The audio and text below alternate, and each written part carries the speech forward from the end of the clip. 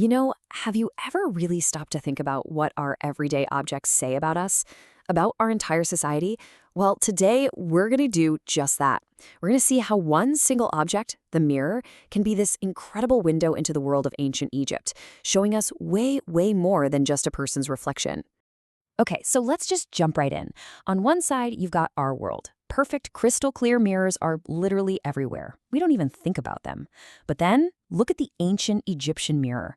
It's a piece of highly polished metal, usually copper or bronze. The image wasn't perfect, not like ours, but back then, it was a technological marvel. It was a true luxury. That huge difference is exactly where our story gets started. So, this is the big question for us today, right? How can this simple, handmade object possibly unlock the secrets of Egyptian technology, their art, their religion, even how their society was structured? Well, let's find out.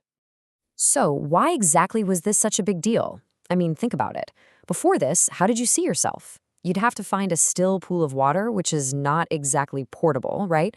So, a polished piece of metal you could hold in your hand, that changed everything. And what's so cool here is the sheer practicality of it. The Egyptians used what they knew about metallurgy to solve a very, very human desire, to see what we look like. This wasn't just about bending metal. It was about creating a personal, portable tool for self-awareness. It was a genuine innovation.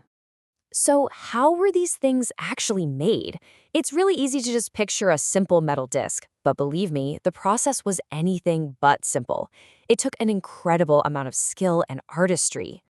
Just look at this process for a second. Every single one of these steps needed a master artisan. Shaping the metal? That was just the beginning.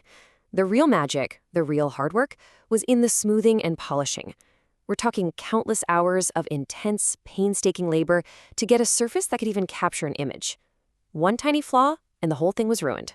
And then, of course, they added a handle, which brings us to our next point. And this right here, this quote just nails a core idea of Egyptian culture. A mirror had to work, of course, but it also had to be beautiful. The handles were often these little works of art themselves, shaped like plants or even human figures. This was never just a tool. It was an art piece. It was a statement that beauty belongs in everyday life, not just locked away in some temple.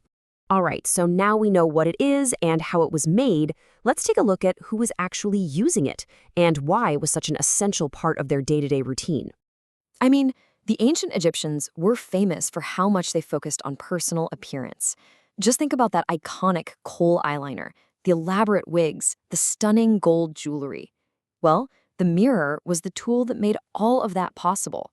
It was right at the center of their world of grooming and self-presentation, especially for the wealthy.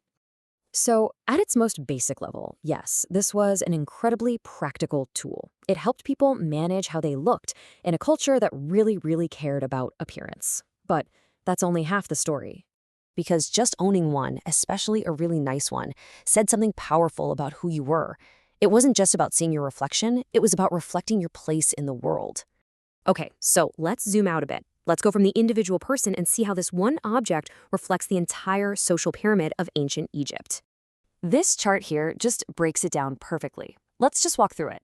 First, the raw metal, the copper or bronze, that was already valuable on its own. Then you have to add in the cost of the highly skilled artisan who made it, which was a lot. And then, if you wanted one with a fancy artistic handle, well, that was a true luxury. So you can see pretty quickly how this became something only the elite could afford. We're talking royalty, high priests, and wealthy officials. And the mirror's importance went even deeper, right into the world of religion. Its shining surface, looking like a little sun, was linked to the sun god Ra, who was a huge deal in their faith. So the mirror became this powerful symbol of life, of creation, of vitality. And that's exactly why we find so many of them in tombs. They were seen as essential for your appearance and status, not just in this life, but for eternity in the afterlife.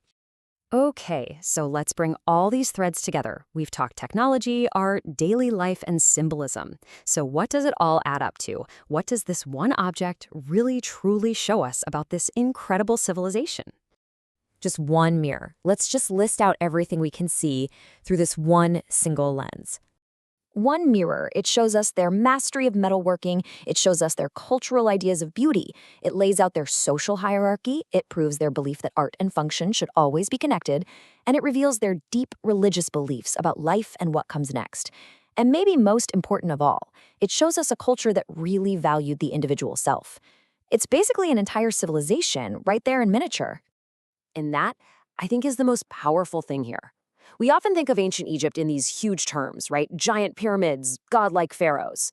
But an object like a mirror makes it all so personal.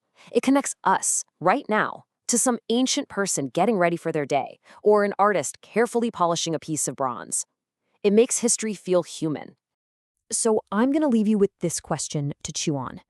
Thousands of years from now, when someone is digging through the ruins of our world, what simple, everyday object are they going to find that tells them everything about us? About our technology, our values, our art, who we were? A smartphone? A disposable coffee cup? What's our mirror?